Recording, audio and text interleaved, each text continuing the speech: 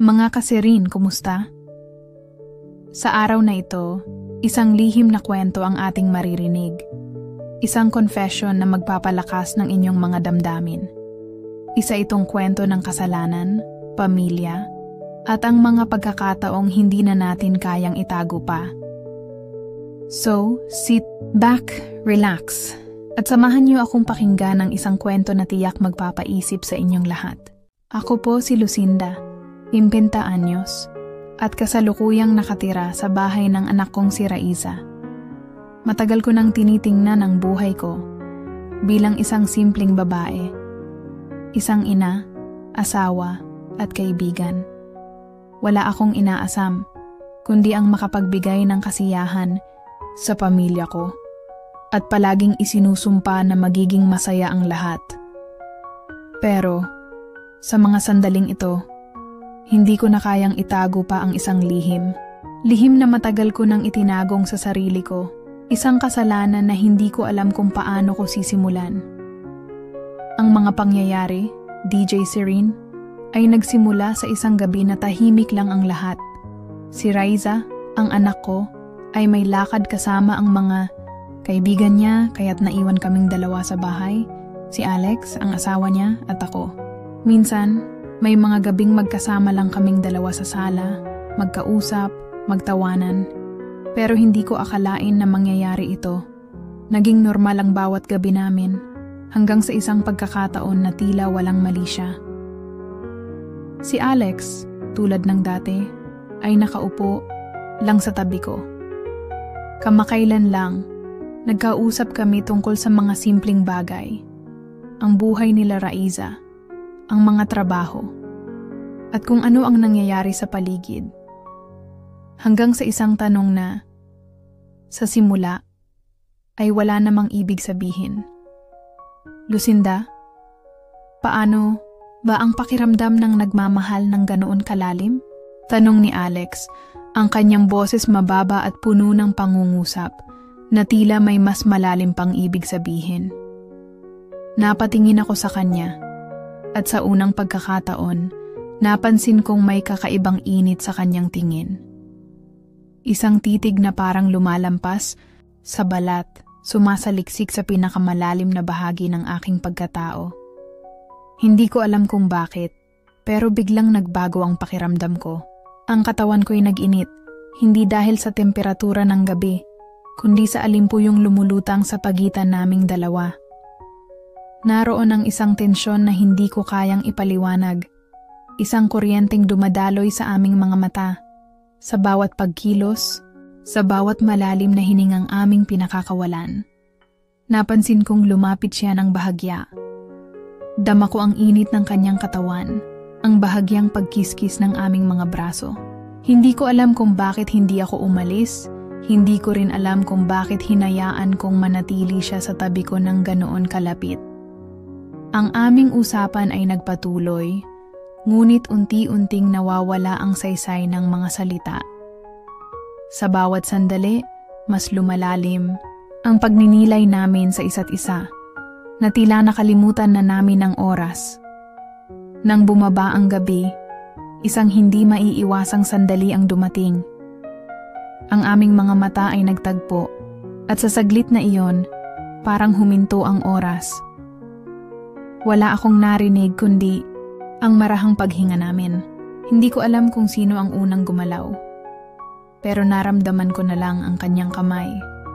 Mainit at marahan. Dumapo sa aking kamay. Isang simpleng haplos na nagpadaloy ng hindi ko maipaliwanag na sensasyon sa buong katawan ko. Hindi na kailangan ng salita. Ang pagitan namin ay unti-unting nawala. Ang mga labi namin ay halos magtagpo, at sa isang iglap, ang init na matagal nang namuo sa aming paligid ay sumabog. Ang kanyang mga kamay ay gumapang pababa sa aking likuran, at ang akin na may kusa nang humawak sa kanyang bisig. Ang mundo ay lumiliit, ang moralidad ay unti-unting lumalabo, at ang tanging natitira ay ang init na sumisigaw sa pagitan naming dalawa. Sa loob ng gabing yon, sa katahimikan ng bahay, Sa ilalim ng lumang ilaw sa sala, isang bawal na damdamin ang tuluyang nagtagumpay. Isang lihim na hindi ko alam kung paano ko tatanggapin. Isang kasalanang hindi ko alam kung paano lilinisin sa aking konsensya. Ngunit ng mga sandaling iyon, hindi na mahalaga ang tama o mali. Ang mahalaga lamang ay ang damdaming lumamon sa amin at ang init na bumalot sa aming dalawa. Bago pa man mangyari ang lahat ng iyon, may matagal na akong nararamdaman na hindi ko kayang ipaliwanag. Ipinanganak ako sa isang maliit na bayan kung saan ang buhay ay simple at tahimik. Lumaki akong masaya at may asawa akong si Efren, isang mabait, mapagmahal at responsableng lalaki. Ang aming buhay ay mahabang taon ng katapatan at pagmamahalan, ngunit sa kabila ng lahat ng iyon, may mga gabi akong nagigising na tila may kulang. Si Efren ay isang perpektong asawa sa mata ng karamihan, ngunit sa loob ng aking puso, may isang bahagi akong nauuhaw. Isang init na hindi ko mawari kung kailan pa nawala. Hindi ko inasahan na ang kasagutan sa matagal ko nang hinahanap ay nasa harapan ko lang, si Alex, ang asawa ng aking anak. Noong una, simpleng ugnayan lang ang meron kami ni Alex. Isa siyang mabuting asawa kay Raiza, at sa paningin ng lahat, perpekto ang kanilang buhay. Pero sa tuwing magkasama kami, may kakaibang alon ng damdamin ang bumabalot sa amin. Hindi ko alam kung kailan nagsimula, pero ramdam ko na mayroong tensyon sa pagitan namin, isang tensyon na hindi namin kayang itanggi.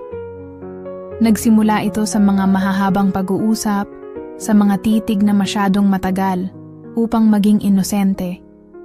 Isang gabing magkasama kami sa kusina, habang tahimik na naghuhugas ng pinggan. Hindi ko naiwasang mapansin ang paraan ng kanyang pagtingin sa akin. Parang hinuhubaran ako ng kanyang mga mata. Dinadama ang bawat pulgada ng aking balat. Nang hindi man lang niya ako hinahawakan. Ang kanyang mga daliri ay bahagyang sumayad sa kamay ko. Isang saglit na pagdikit na tila isang lintik sa aking balat. Dapat akong umurong, pero hindi ko ginawa. Sa halip, hinayaan kong lumalim ang kanyang titig. Hinayaan kong bumalot ang kuryenteng dumadaloy sa pagitan namin. Hindi kami nag-usap, ngunit sapat na ang sandaling iyon upang iparamdam sa akin na hindi ako nag-iisa sa nararamdaman ko. Naging mas madalas ang aming mga lihim na sandali. Sa tuwing nandyan siya, parang nagiging mas makulay ang mundo. Minsan, sa isang hating gabi habang natutulog na ang lahat, naabutan ko siyang nakatayo sa balkonahe, nakatingin sa malayo. Lumapit ako, at sa sandaling iyon, hindi ko na kinailangang magsalita. Hinaplos niya ang aking pisngi. Marahan, puno ng pag-aalangan, ngunit may lalim na nagpapakuryente sa aking buong katawan. Hindi ito tama, bulong ko, ngunit hindi ko rin inalis ang aking mukha sa kanyang haplos. Pero totoo, sagot niya. At bago ko pa mapigilan ang sarili ko, naramdaman ko na lang ang kanyang mga labi sa akin. Mainit, marahan, ngunit puno ng pagnanasa. Nagdikit ang aming katawan, at sa bawat halik niya, nawala ang lahat ng pag-aalinlangan ko. Ang kanyang mga kamay ay gumuhit ng apoy sa aking balat. Bawat haplos ay nagpapaalab sa matagal nang natutulog kong damdamin. Ang init ng kanyang katawan ay humalo sa akin, at sa gabing iyon, hindi na namin kinailangang magsalita. Ang aming mga katawan, na ang nag-usap, nagsalita sa lengguwaheng hindi kayang ipaliwanag ng salita. Alam kong mali, alam kong kasalanan. Pero sa gabing iyon, hindi ko na inisip ang bukas. Ang mahalaga lang ay ang sandaling ito. Ang sandaling nagparamdam sa akin na buhay ako. Na muli akong umiinit sa isang paraan na hindi ko inakalang posible. At sa kadiliman ng gabi, sa pagitan ng mga lihim na halik at nagbabagang haplos, Tuluyan akong bumigay sa damdaming matagal ko ng pilit nilalabanan. Ang gabing iyon na nagbago ang lahat ay puno ng kaba at takot. Habang ang lahat ng ito ay nangyayari, parang ako lang at si Alex ang naroroon sa buong mundo. Ang mga mata niyang puno ng init ay tumagos sa aking mga kaluluwa at ang mga kamay niyang naglakbay sa aking katawan ay nagbigay ng isang pakiramdam na hindi ko kayang ipaliwanag. Nang maghalikan kami, tila ba ang oras ay huminto. Ang mga labi niya sa aking mga labi ay nagbigay ng kuryente na umabot sa bawat hibla ng aking pagkatao. Sa mga sandaling iyon, parang wala nang ibang mahalaga kundi kami dalawa. Hindi ko kayang tanggalin ang mga imahe ng gabing iyon mula sa aking isipan. Ibinabalik ko ang mga saloobin, ang mga pagkilos, at ang init na naramdaman ko, at hindi ko alam kung paano ko haharapin ang lahat ng ito. Ang nangyari sa amin ni Alex ay isang kaganapan na hindi ko na kayang ikubli pa. Parang ang buong mundo ay nakatingin sa amin at ang kasalanan namin ay masakit na tumitibok sa bawat paghinga ko. Hindi ko kayang hindi alalahanin kung gaano kasarap at kasakit ang mga sandaling iyon. Kinabukasan, ang pakiramdam ko ay parang maghihiwalay ang lahat sa akin. Si Raiza, ang aking anak, ay naroroon sa sala. Hindi siya tumingin sa akin tulad ng dati. Hindi ang mga mata niyang puno ng tiwala at pagmamahal.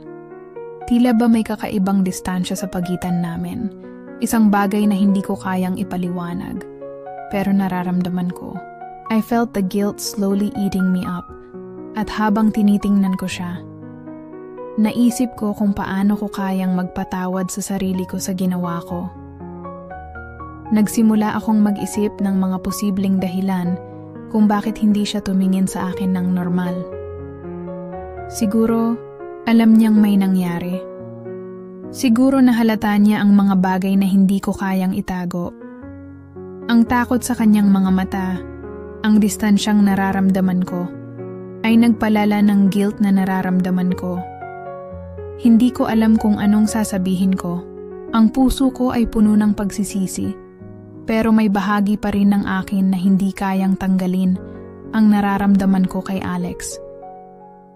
Ang kasalanan ay nandoon at sa bawat pagtingin ko kay Raiza, nararamdaman ko ang bigat na dala ng aking ginawa. Hindi ko kayang itago pa ang nararamdaman ko. Ang kasalanan ay nagbigay sa akin ng mga tanong na wala akong sagot. Para bang ako'y may dalawang pagkatao. Ang ina na nagmamahal kay Raiza at ang babaeng nagkamali. Ang isang bahagi ng aking puso ay naglalaban. Hindi ko kayang ipaliwanag kung bakit hindi ko kayang tanggalin ang mga nararamdaman ko kay Alex. Pero ang takot sa pagkawala ng lahat ng meron ako, ang pamilya, ang anak ko, ay nagsisilbing isang malupit na guhit sa aking isipan. Si Alex, ang asawa ng anak ko, ay hindi ko rin kayang iwasan. Hindi ko alam kung paano ko siya haharapin. Ang init ng mga mata niya, ang mga salitang binigkas niya, ang mga ginagawa namin tuwing magkasama kami, ay tila nagbabalik-balik sa akin. Ngunit ang takot na mawalan ng lahat, ang takot na masira ang buhay ko, ang takot na mawala si Raiza, ay naroon din. Nais kong magsisi, ngunit hindi ko kayang burahin ang nangyari. Ang kasalanan ay tumitibok sa puso ko, at kahit anong gawin ko, hindi ko ito matatakpan. Ang takot na mawalan ng pamilya, at ang bigat ng lihim na daladala ko, ay patuloy na nagpapahirap sa akin. Hindi ko alam kung paano ko haharapin ang mga susunod na araw, kung paano ko ipapaliwanag kay Raiza ang mga nangyari. Hindi ko na kayang balikan ang mga sumunod na linggo matapos ang gabing iyon. Ang bawat araw ay puno ng kaba at takot, tila ba ang oras ay tumigil at ang bawat sandali ay may bigat na dala. Si Raiza, bagamat hindi niya ako direktang tinanong, ay tila may nararamdaman. Hindi ko kayang iwasan ang mga tingin niyang puno ng tanong at pagkabahala. Parang may nakatagong sakit sa kanyang mata na hindi ko kayang harapin. Nais kong magpaliwanag, ngunit hindi ko alam kung paano ko sasabihin ang totoo. Hindi ko kayang gawing madali ang lahat at ang bigat ng aking kasalanan ay patuloy na nagpapahirap sa aking kaluluwa. Ang mga araw na magkasama kami ni Raiza ay naging mahirap. Kung dati, ang bawat usapan ay puno ng kaligayahan, ngayon ay may kakaibang katahimikan na sumasakop sa aming mga usapan. Bawat tanong na itinatanong niya sa akin ay parang may kasamang inis, may kasamang distansya. Hindi ko kayang ipaliwanag ang nararamdaman ko. Hindi ko kayang sabihin kung bakit may mga pagkakataong ako'y nanlalamig sa kanya at kung bakit pakiramdam ko na ang bawat kilos ko ay may tinatagong lihim. Gusto ko sanang magsabi ng totoo. Ngunit natatakot akong mawala siya. Natatakot akong mawala ng anak at pamilya. Si Alex naman ay parang ibang tao na mula sa gabi ng aming pagkakamali. Nagsimula na siyang umiwas sa akin. Parang hindi kami nagkaroon ng anumang relasyon. Ang mga mata niya, na noon ay puno ng init, ngayon ay tila nagiging malamig at walang pakialam. Pareho kaming nagtakip ng mga mata. Para bang ang bawat galaw namin ay nagiging lihim. Sa tuwing magkasama kami sa isang silid, hindi ko na maramdaman ang dati niyang pagnanais at pagkalinga.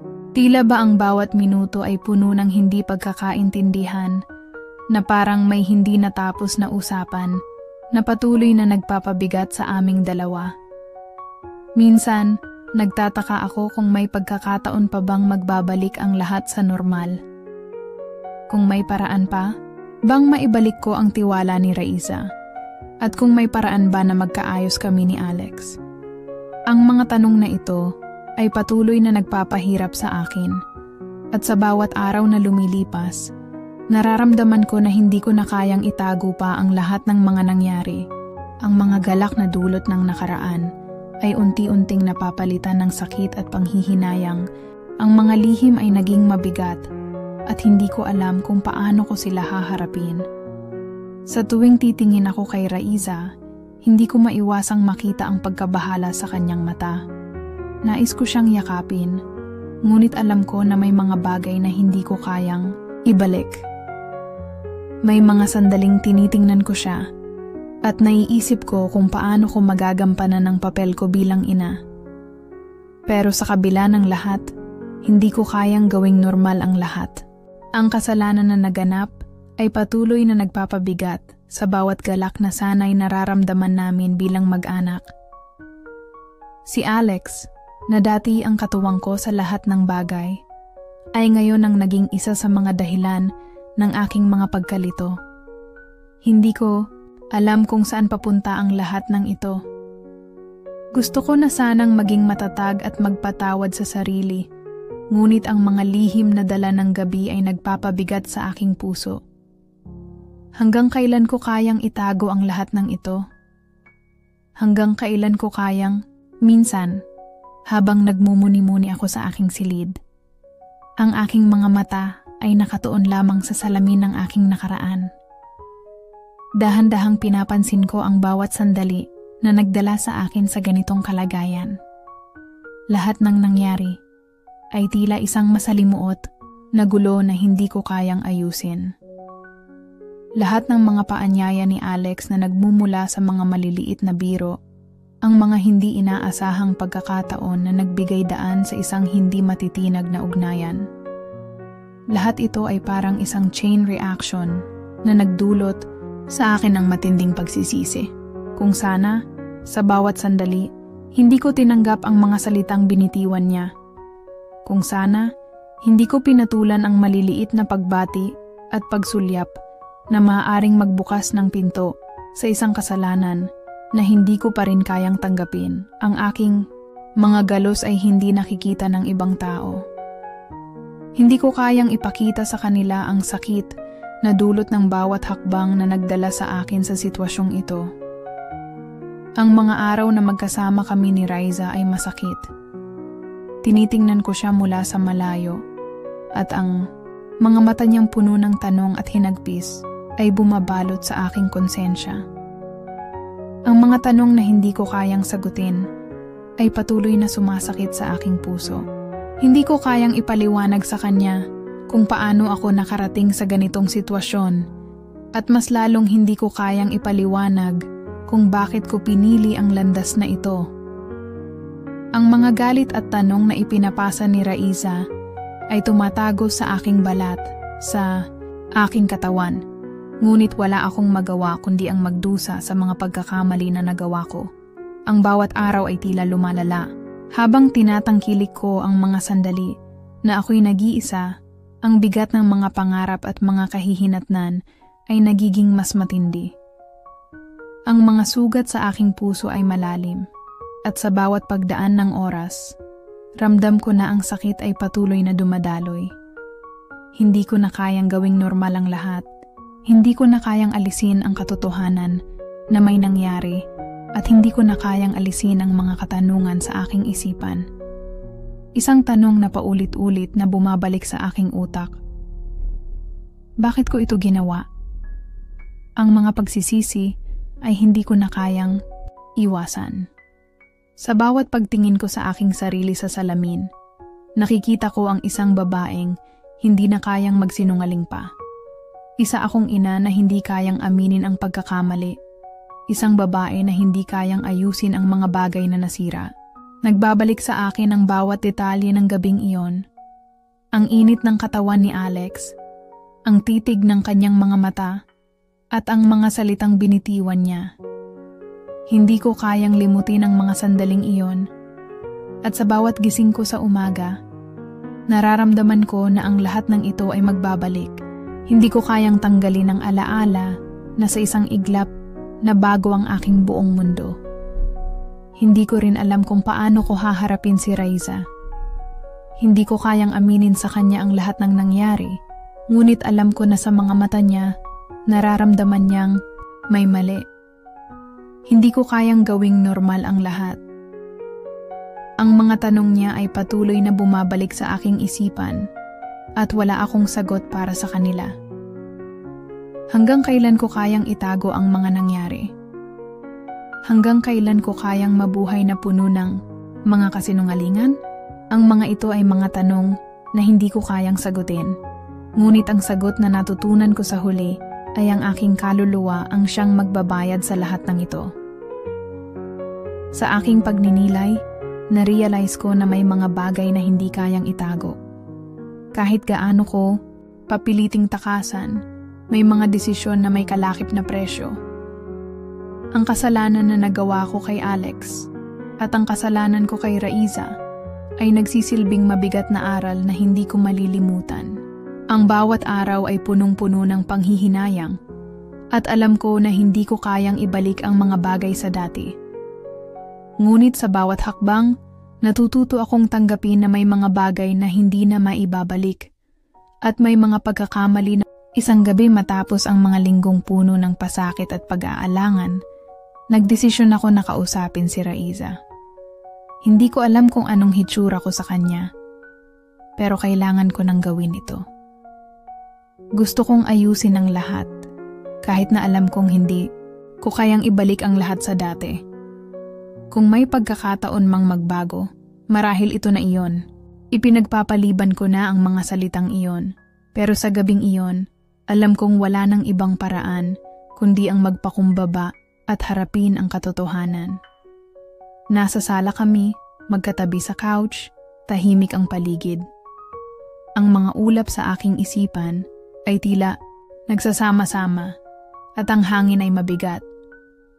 Tumingin ako kay Raiza at nakita ko ang mga mata niyang puno ng tanong at sakit. Minsan, naiisip ko kung bakit ko pa kailangang pagdaanan ito, ngunit alam ko sa mga sandaling iyon na wala nang ibang paraan kundi ang magsalita. Hindi ko kayang magpatuloy na nagtatago pa Hindi ko kayang magtago sa harap ng aking anak. Raiza, may nangyari kay Alex at sa akin? Ang mga salitang iyon ay lumabas mula sa aking bibig na hindi ko kayang bawiin. Naguluhan ako sa aking mga damdamin. Ang mga mata ni Raiza ay nagbago ng anyo. Mabilis na dumaloy ang mga luha sa kanyang mga mata at ang mga labi niyang nanginginig ay nagbigay ng senyales ng galit at sakit. Ang sakit sa kanyang mata ay parang tinusok ang aking puso. Hindi ko kayang ipaliwanag kung paano ko siya nasaktan, pero sa mga sandaling iyon, natutunan kong tanggapin na hindi ko na kayang iwaksi ang mga nangyari. Hindi ko rin kayang itago pa ang mga nararamdaman ko kay Alex. Nais ko na magbago, na humingi ng tawad, na mapatawad man o hindi. Gusto kong magsimula, muli, pero alam ko na hindi madali. Lahat ng bagay ay may kasaysayan, at ang kasaysayan namin ni Alex ay puno ng hindi pagkakaunawaan at mga pagkakamali. Nakatingin ako kay Raiza, at habang tinitingnan ko siya, nakaramdam ako ng takot at panghihinayang. Hindi ko na kayang ayusin ang lahat ng ito ng mag-isa. Kailangan ko ng tulong, at ang tulong na iyon ay nasa mga kamay ni Raiza. Anak, hindi ko alam kung anong nararamdaman mo ngayon. Patuloy ko. Ang boses ko ay nanginginig. Pero gusto kong humingi ng tawad. Hindi ko kayang alisin ang mga nangyari.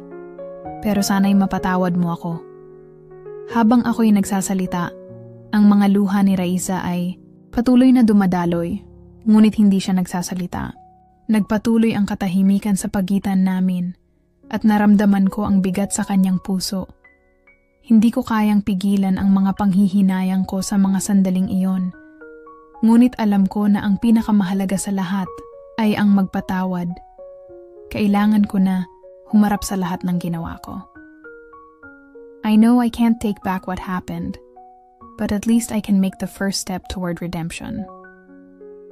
Hindi ko alam kung matutulungan ko ba siya o kung kaya ko pa bang ayusin ang lahat. Ngunit ang isang bagay lang ang sigurado. Nagdesisyon ako na humarap sa katotohanan at tanggapin ang mga pagkakamali ko. Hindi ko alam kung paano magiging bukas ang puso ni Raiza.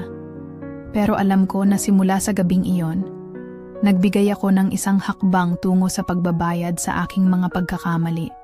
Dumating ang araw na hindi ko na kayang takasan pa ang tunay na harapan. Sa mga araw na lumipas, hindi ko na kayang ipagpatuloy ang buhay ko na punong-puno ng lihim at pagkakasala. Sa bawat sandali, nararamdaman ko ang bigat ng aking mga desisyon. Lahat ng nangyari ay nagsimula sa isang simpleng tanong. Isang malupit na pangyayari na hindi ko na kayang itago pa. Ngayon, ang takot ay parang isang mabigat na bato na nakaatang sa aking dibdib at hindi ko na alam kung paano ko haharapin ang mga susunod na hakbang. Pumunta ako sa isang lugar na tahimik. Isang maliit na hardin malapit sa tabi ng ilog kung saan ako makakapag-isip ng malalim. Habang binabaybay ko ang landas na puno ng mga maliliit na halaman, naisip ko ang mga posibleng kahihinatnan ng mga desisyon ko. Paano kung hindi na kami magkaayos? Tanong ko sa sarili ko. Ang tinig ko ay halos hindi marinig sa dilim ng gabi. Lahat ng iniwasan ko, lahat ng nararamdaman ko, ay tila sumabog sa aking isipan. Nakaramdam ako ng takot. Takot na mawawala ang lahat ng mahalaga sa akin.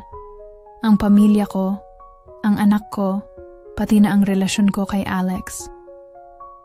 I felt my heart race as I walked deeper into the quiet, uncertain night.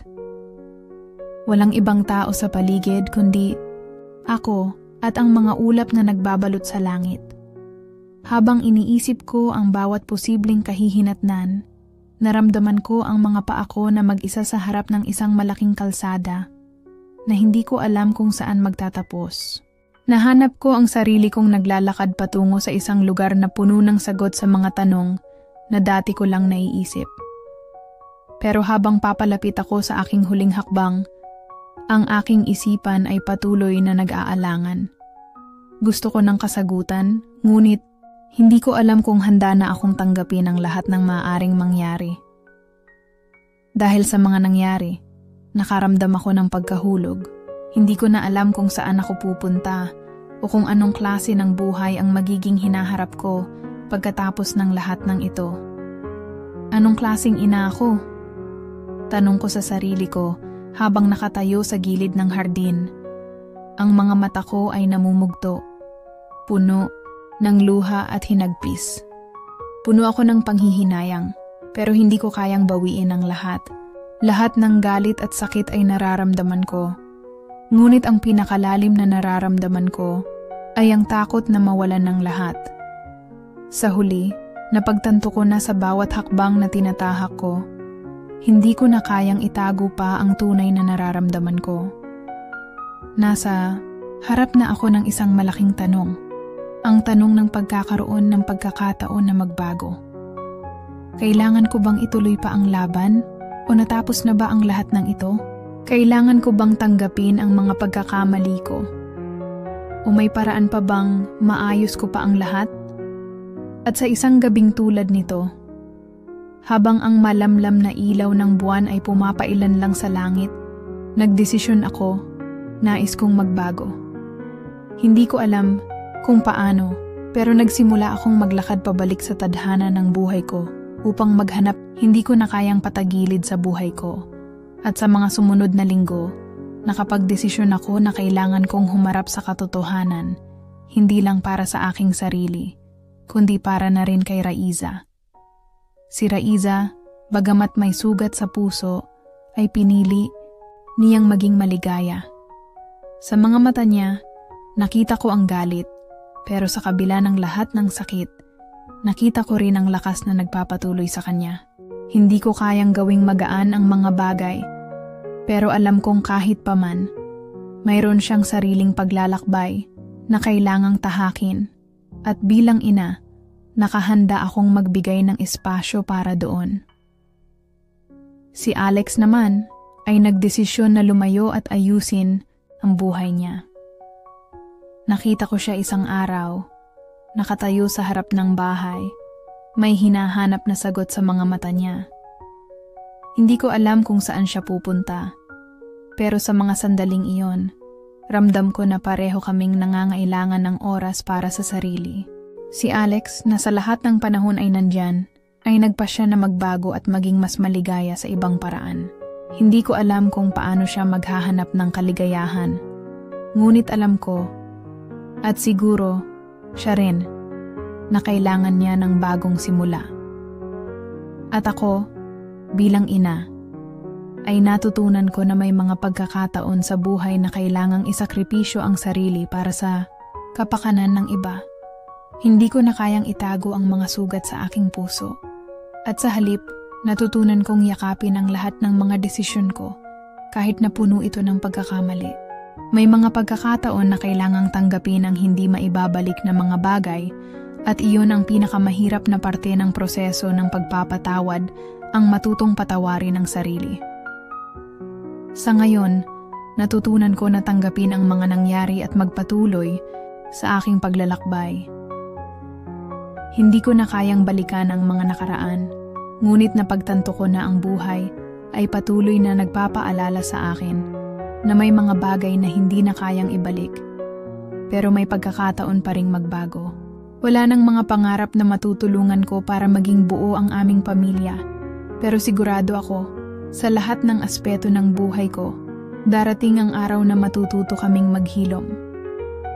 Ang bawat hakbang ko ngayon ay puno ng kabiguan, ngunit may kasamang pananampalataya na sa huli, magbabalik ang lahat ng bagay sa tamang lugar. Wala nang ibang makikinabang sa mga pagkakamali ko, kundi ako. At habang patuloy kong pinapanday ang aking landas, napagtanto ko na ang pinakamahalaga ay matutong maging tapat sa sarili at tanggapin ang lahat ng nararamdaman. Mga kasirin, maraming salamat sa pagsama sa amin sa kwentong ito. Sana ay may natutunan kayo at naisipang magmuni-muni. Ang buhay ay puno ng mga desisyon at minsan, ang mga pagkakamali ay nagiging mga leksyon.